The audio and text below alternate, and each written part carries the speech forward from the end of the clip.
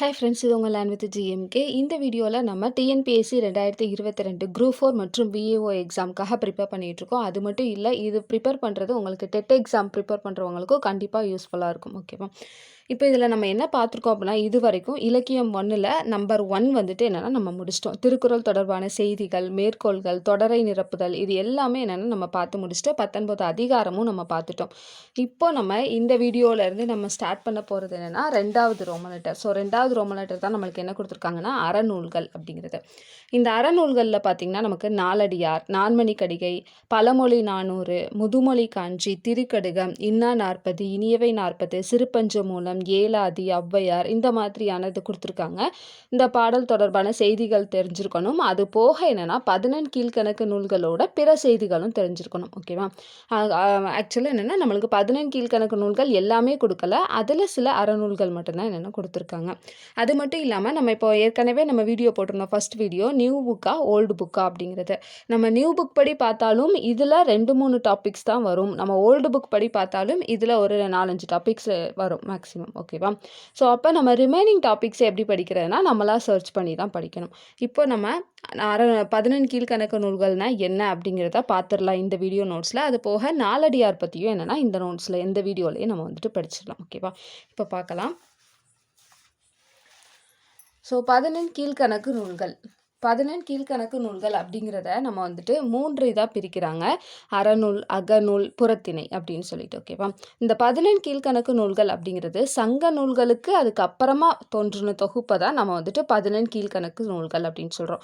அப்போ சங்க நூல்களுக்கு முன்னாடி தோன்றினது என்னவா இருக்கும் அப்படின்னா அதுதான் நம்ம 14 மேல்கணக்கு நூல்கள் அப்படின்னு சொல்கிறோம். ஓகேவா?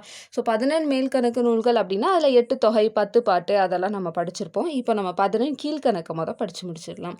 14 கீழ்கணக்கு நூல்களில் அறநூல் அப்படின்னு சொல்கிறாங்க. இந்த அறநூல் அப்படிங்கிறதுக்கு இன்னொரு பேர் தான் என்னென்னா நீதி நூல். ஸோ இதில் மொத்தம் 11 நூல் வந்துட்டு இருக்குது. அகநூல் அப்படிங்கிறத அகத்திணை அப்படின்னு சொல்கிறாங்க. இதில் வந்துட்டு 6 நூல் வந்துட்டு இருக்குது. புறத்திணையில் ஒன்றே இருக்குது. ஸோ ஆக மொத்தம் பார்த்திங்கன்னா 18. இந்த 18 நூல்களை தான் நம்ம 14 கீழ்கணக்கு நூல்கள் சொல்கிறோம். ஓகேவா? இப்போது நம்ம சிலபஸ் படி நம்ம பார்க்கும்போது நமக்கு வந்துட்டு அகநூலோ புறத்திணையோ நம்மளுக்கு வந்துட்டு கொடுக்கல. அவங்க சொல்லியிருக்கிறது என்ன அறநூல் அப்படின்னு தான் சொல்லியிருக்காங்க. ஓகேவா? இப்போ அறநூலுக்கு இன்னொரு பேர் என்னது நீதி நூல். அதை வந்துட்டு நல்லா ஞாபகம் வச்சுக்கோங்க. இப்போ அறநூல் அப்படின்னா என்ன இருக்குது அப்படிங்கிறத பார்த்துடலாம். அது போக நீங்கள் இந்த அகநூலும் புறத்திணையும் தெரிஞ்சு வச்சுக்கணும். ஏன்னா அவங்க 14 கீழ்கணக்கு நூல்களை பற்றின செய்தியும் கொடுத்துருக்காங்க டாப்பிக்கில். அதனால் அதை பற்றியும் தெரிஞ்சுக்கலாம். இப்போ ஃபஸ்ட்டு பாருங்கள் அறநூல். அறநூலில் நம்மளுக்கு வந்துட்டு மொத்தம் 11 நூல் இருக்குதுன்னு சொன்னோம்ல. அதில் ஃபஸ்ட்டு வந்துட்டு என்னென்னா நாலடியார். ஓகேவா? நாலடியார் அப்படிங்கிறது 4 அடி உடைய பாடல்கள். சரியா? அப்போ மொத்தம் என்னன்னா நம்மளுக்கு 400 பாடல்கள் வந்துட்டு இருக்குது. அது போக எக்ஸ்ட்ராவாக ஒரு வாழ்த்து, கடவுள் வாழ்த்து பாட்டு வந்துட்டு கொடுத்துருக்காங்க. இந்த நாலடியார் அப்படிங்கிறது நிறைய சமண முனிவர்கள்னால இயற்றின ஒன்று. ஓகேவா? ஸோ சமண முனிவர்கள் நிறைய பேர், ஒருத்தங்க கிடையாது, நிறைய பேர் எழுதியிருக்காங்க. அடுத்து 2வது நூல் பார்த்தீங்கன்னா நான்மணிக்கடிகை.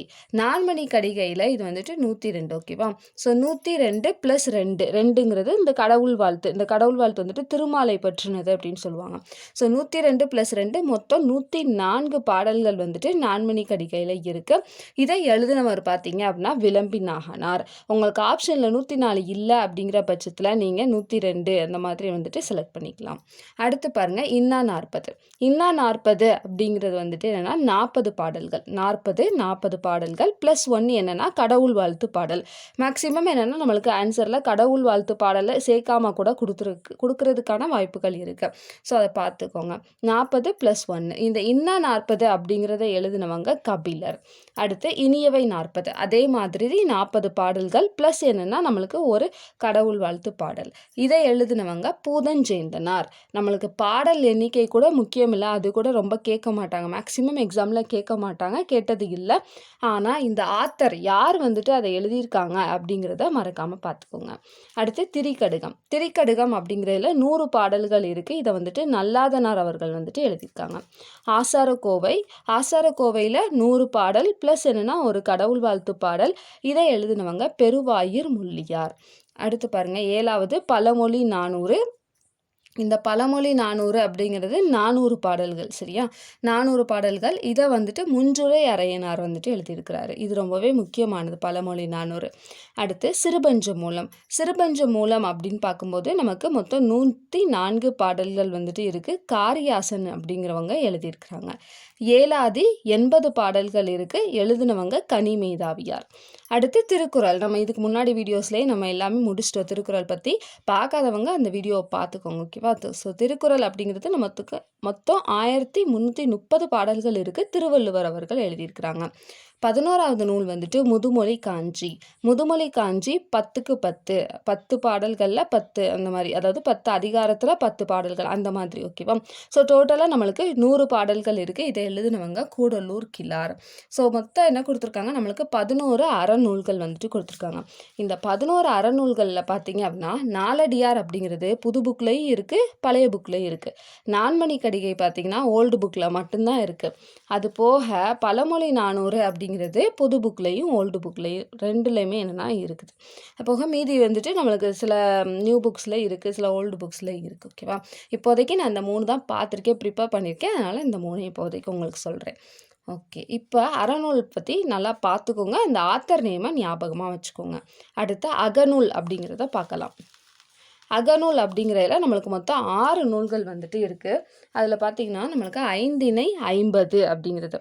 ஸோ 5 50 50 பாடல்கள், 5 70 பாடல்கள், திணைமொழி 50 பாடல், திணைமாலை 150 150 பாடல், கார் 40 பாடல். ஸோ எல்லாத்துலேயும் பார்த்திங்கன்னா அந்த தலைப்புலையே நம்மளுக்கு பாடலோட எண்ணிக்கை வந்துடும். மேலேயும் பார்த்திங்கன்னா நம்மளுக்கு இன்னா 40, இனியவை 40, பழமொழி 400, அதில் எல்லாமே அந்த பாடலோட எண்ணிக்கை வந்துட்டு வந்துடும் ஓகேவா? எக்ஸ்ட்ரா என்னென்னா அந்த அகநூலில் கைநிலை அப்படிங்கிறது தான். கைநிலை அப்படிங்கிறதுல 60 பாடல்கள் வந்துட்டு இருக்குது. இது போக நமக்கு ஆத்தர் தான் ரொம்பவே என்னென்னா இம்பார்ட்டண்ட். 5 50 அப்படிங்கிறதோட ஆத்தர் வந்துட்டு மாறன் பொறையனார் ஓகேவா? பொறையனார். 5 70 வந்துட்டு மூவாதியார். திணைமொழி 50 வந்துட்டு கண்ணன் சேந்தனார். திணைமாலை 150 பார்த்திங்கன்னா கனிமேதாவியார். கார் 40 கண்ணன் கூத்தனார். கைநிலை புல்லங்காடனார் ஓகேவா? ஸோ இந்த ஆத்தர்லாம் நல்லா ஞாபகம் வச்சுக்கோங்க. திரும்ப திரும்ப நீங்கள் வந்துட்டு படிக்கணும். ஸோ இப்போ வீடியோ பார்க்குறீங்க, நோட்ஸ் எடுக்கிறீங்க அப்படின்னா அதோட விட்டுறக்கூடாது. கண்டிப்பாக ரிட்டன் திரும்ப திரும்ப நீங்கள் படித்தா மட்டும்தான் ஞாபகமாக இருக்கும்.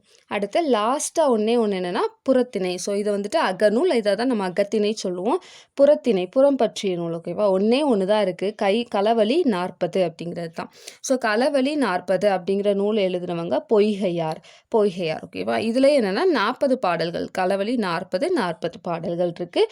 ப்ளஸ் ஒன்று என்னென்னா கடவுள் வாழ்த்து பாடல் வந்துட்டு இருக்குது. இதுதான் என்னென்னா நம்மளுக்கு 18 கீழ்கணக்கு நூல்கள். ஸோ 18 நூல்கள் எது அதை யார் எழுதியிருக்காங்க, எத்தனை பாடல்கள் இருக்குது அப்படிங்கிறத நம்ம தெரிஞ்சுக்கிட்டோம் ஓகேவா? சங்க நூல்களுக்கு பின்னாடி தோன்றின தொகுப்பு தான் இந்த 18 கீழ்கணக்கு நூல்கள் அப்படிங்கிறதையும் நல்லா ஞாபகம் வச்சுக்கோங்க. இப்போ நம்ம இதில் ஃபஸ்ட்டு பார்ட்டான நாலடியார் பற்றி பார்க்கலாம்.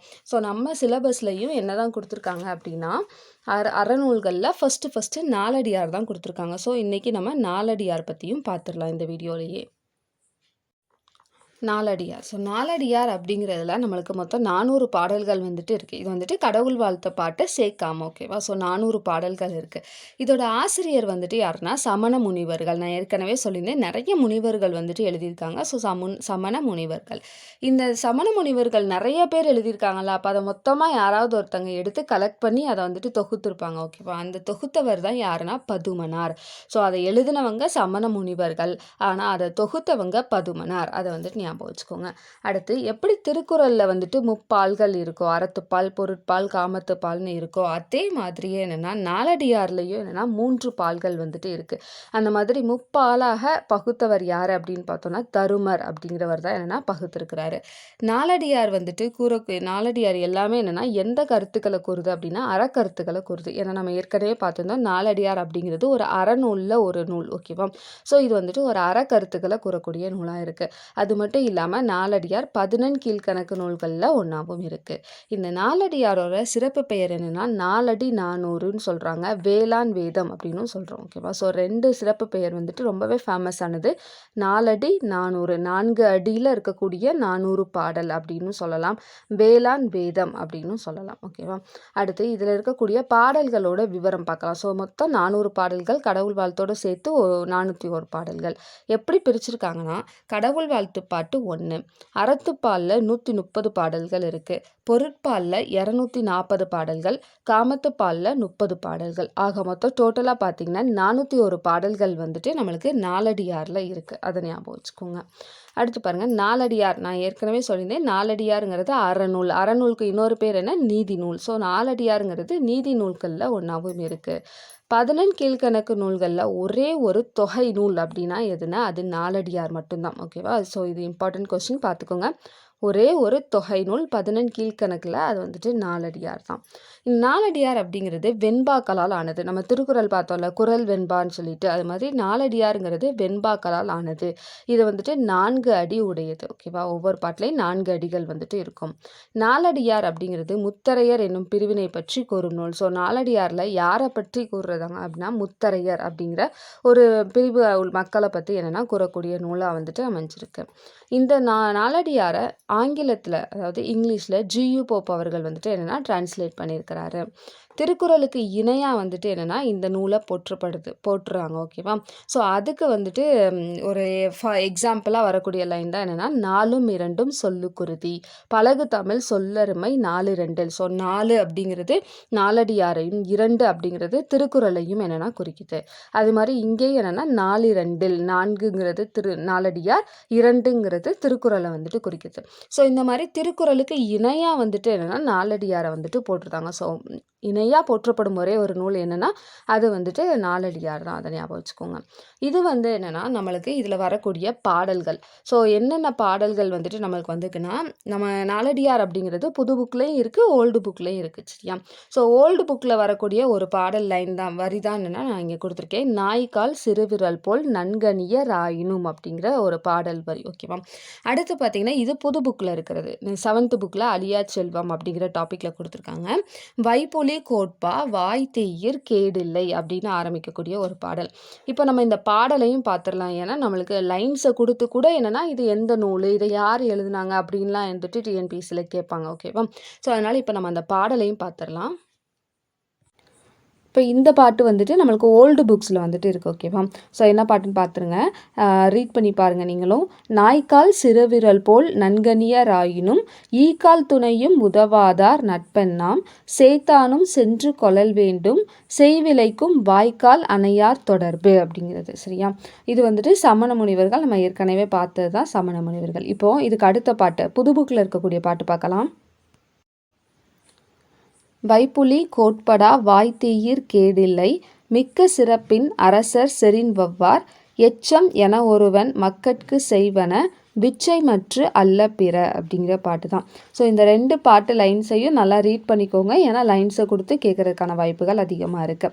அவ்வளோதான் ஃப்ரெண்ட்ஸ். ஸோ நாலடியார் பார்த்தாச்சு. நம்ம அடுத்த வீடியோவில் வந்துட்டு நம்மளுக்கு நாலடியாருக்கு அடுத்து உள்ள டாபிக் நான்மணி கடிகை, பழமொழி 400. ஸோ இந்த 2 டாப்பிக்கை நம்ம நாளைக்கு வீடியோவில் பார்க்கலாம். மறக்காமல் பெல் ஐக்கானை கிளிக் பண்ணிக்கோங்க. அப்போ தான் நம்ம போடக்கூடிய வீடியோக்கான நோட்டிஃபிகேஷன் உங்கள் மொபைலில் ஷோ ஆகும். தேங்க்யூ.